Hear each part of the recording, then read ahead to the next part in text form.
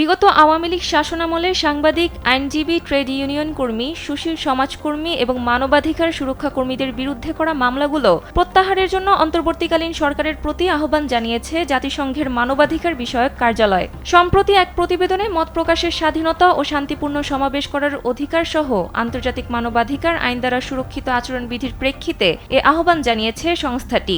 OHCHR কার্যালয় গত 12 ফেব্রুয়ারি Geneva office থেকে 2024 সালের জুলাই ও আগস্ট মাসে বাংলাদেশে বিক্ষোভের সাথে সম্পর্কিত মানবাধিকার লঙ্ঘন ও নির্যাতন শীর্ষক তথ্য অনুসন্ধান প্রতিবেদন প্রকাশ করে।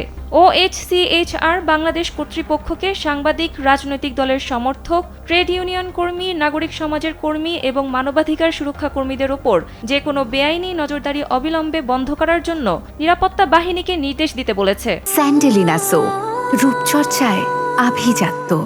প্রতিবেদনে বলা হয়েছে, প্রতিশোধমূলক সহিংসতা থেকে তাদের কার্যকরভাবে রক্ষা করার জন্য পদক্ষেপ গ্রহণ করুন এবং ব্যক্তিগত সম্পত্তির ওপর আক্রমণ, নাগরিক ক্ষতির দাবিসহ এই ধরনের হামলার অপরাধীদের তদন্ত ও বিচার করুন।